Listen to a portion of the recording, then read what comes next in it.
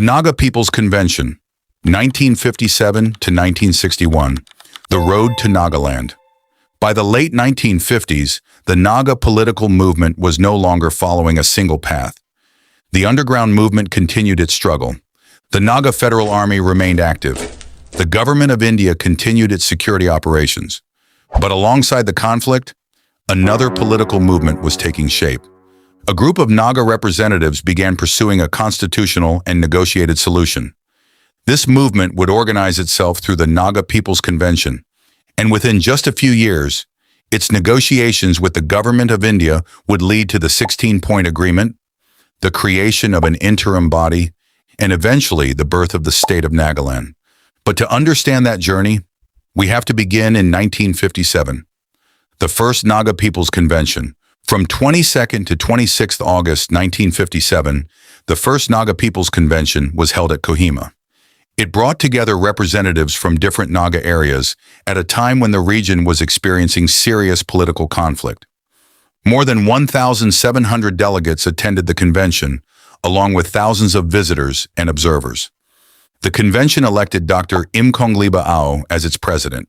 J.B. Jasoki served as secretary. The gathering discussed the political situation and the future of the Naga areas. Two major objectives emerged. First, to seek a satisfactory political settlement and solution of the Naga problem within the Union of India. And second, to establish a single administrative unit for the Naga areas. The proposed administrative unit would bring together the Naga Hills district of Assam and the Tuensang frontier division of Nepha. This was significant. The convention was now pursuing a negotiated political settlement within the Indian constitutional framework. The delegation meets Nehru. The convention did not end with resolutions. A delegation was selected to take the proposals directly to the government of India. On September 25, 1957, Naga representatives met Prime Minister Jawaharlal Nehru. The discussions continued into the following day.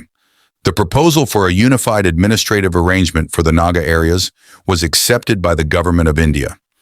This eventually resulted in one of the most important administrative developments of the period. 1st of December 1957, the NHTA.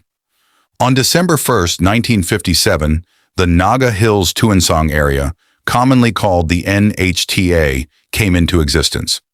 The new administrative unit combined the Naga Hills district of Assam with the Tuensang Frontier Division of the Northeast Frontier Agency, or NEFA. The NHTA was placed under the administration of the Governor of Assam as the agent of the President of India. This was a unique administrative arrangement, but it was important to understand what the NHTA was and what it was not. It was not yet the State of Nagaland. It was an administrative reorganization. The political question was still unresolved, and the Naga People's Convention now had to decide what the next step should be. The Second Naga People's Convention. The convention met again in 1958. From 21st to 23rd May 1958, the Second Naga People's Convention was held at Ungma. Dr. Imkongliba Ao continued as president. Vizol Angami became vice president. S.C. Jamir became joint secretary. But one of the most important developments of this convention was the creation of a liaison committee, the Liaison Committee. The political situation remained deeply divided. The Naga People's Convention was pursuing a constitutional settlement, but the underground leadership continued its own political and armed struggle. The convention therefore attempted to establish communication between the two sides. The Liaison Committee was created for this purpose. Its role was to establish contact with underground Naga leaders, to understand their position, and to explore whether a common political approach could be found. Members associated with the committee attempted to establish contact through their respective areas and networks. The idea was simple. If the different Naga political groups could not agree on the method, perhaps they could at least agree on the political objective. But the attempt did not produce the result the convention had hoped for. The underground leadership remained committed to its own political position. The possibility of a common front remained difficult. The convention therefore continued along the constitutional path. The Drafting Committee. The next task was to turn the convention's broad political objectives into a detailed proposal. A drafting committee was established. Its purpose was to prepare and formulate a draft for a political settlement within the framework laid down by the First Naga People's Convention at Kohima. The committee was expected to prepare the draft for consideration by the convention. J.B. Jasoki played a leading role in this drafting process. The draft was intended to provide a concrete political framework, one that could eventually be placed before the government of India. This was an important transition. The movement was moving from general political demands towards a detailed constitutional proposal. The Third Naga People's Convention. The next major stage came in 1959. From 22nd to 26th October 1959, the Third Naga People's Convention was held at Mokokchung. By now, the convention had become an important constitutional forum for those pursuing a negotiated settlement. Dr. Imkongliba Ao served as president. Vizol Angami served as vice president. J.B. Jasoki served as secretary. The convention now had before it a detailed political proposal developed through the earlier drafting process. After deliberation, the convention adopted the 16-point proposal. The 16-point proposal. This distinction is important. At this stage, it was a 16-point proposal adopted by the Naga People's Convention. It was not yet the 16-point agreement. The proposal was intended to form the basis for negotiations with the government of India for the settlement of the Naga political problem. At its center was a major political demand, the establishment of a separate state to be called Nagaland within the Indian Union. But the proposal went much further.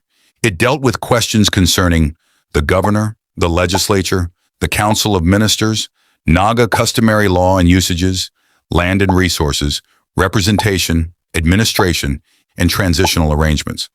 The proposal, therefore, represented a detailed political blueprint for a future Naga state. From proposal to memorandum, the 16-point proposal was then presented to the government of India. At this stage, it became known as the 16-point memorandum. The memorandum became the basis for negotiations between the Naga People's Convention and the government of India. This distinction matters because the terms are often used interchangeably. The proposal was adopted by the convention. The memorandum was the proposal presented for negotiations, and only after negotiations and acceptance did it become the 16-point agreement. 1960, the negotiations began. The next stage took place in New Delhi. A delegation of the Naga People's Convention traveled to meet Prime Minister Jawaharlal Nehru. On 26 July 1960, Nehru met a delegation of Naga leaders led by Dr. Imkongliba Ao.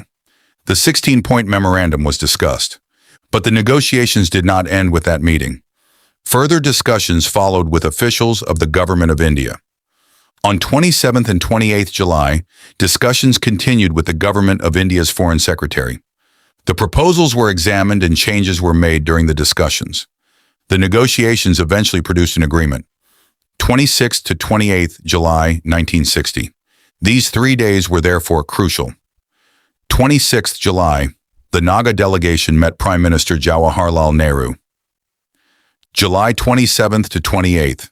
Further discussions were held with the Government of India's Foreign Secretary. The political proposal was refined through these discussions, and the basis for the future state of Nagaland was established. The 16-point agreement. The result became known as the 16-point agreement of 1960. One of its central provisions was the creation of a separate state of Nagaland within the Indian Union. The future state would have its own governor, council of ministers, legislative assembly, and administrative machinery. The agreement also dealt with important matters concerning Naga customary law and usages, land and its resources, representation, administration, and other safeguards and arrangements for the new state. It also provided for transitional arrangements before full statehood. But there is an important point to remember. The 16-point agreement itself did not immediately create the state of Nagaland. The political agreement now had to be translated into constitutional and legal form. On August 1, 1960, Prime Minister Jawaharlal Nehru made an important statement in the Lok Sabha. He announced the Government of India's acceptance of the agreement for the creation of a separate state called Nagaland within the Indian Union. Nehru described the proposed Nagaland as the 16th state of India, subject to the necessary constitutional and legal arrangements. The political decision had now been announced publicly. but statehood itself still had to be legally established. There was still a transitional stage to pass through. The next step came in 1961. The Nagaland Transitional Provisions Regulation, 1961, provided the legal framework for the transitional administration. The territory was now referred to as Nagaland, but it was not yet a full-fledged state of India. The transitional arrangement was designed to prepare the territory for eventual statehood. And at the center of this arrangement was a new representative institution, the Interim Body.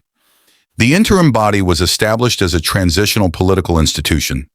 It consisted of 42 elected members representing the different Naga areas and tribes. Its term was fixed at 3 years. It functioned as a de facto legislative body during the transition. The body was also associated with an executive council to assist in the administration. Its purpose was to provide representative political participation while the machinery for full statehood was being prepared. This was an important moment. The Naga political system was moving from the extraordinary conditions of underground government and armed conflict towards a constitutional system of representative government. 18 February 1961, the Interim Body is inaugurated. On the 18th of February 1961, the Interim Body was formally inaugurated at Kohima. The ceremony was conducted by General S.M. Srinagesh, the then governor of Assam. Dr. Imkongliba Ao became the chairman of the Interim Body. T.N. Angami became the deputy chairman, and H. Zopianga served as its first secretary. The Interim Body now became an important part of the transitional administration. The journey that had begun with the first Naga People's Convention in 1957 had reached another major milestone. Looking back, the complete chronology, let's put the timeline together.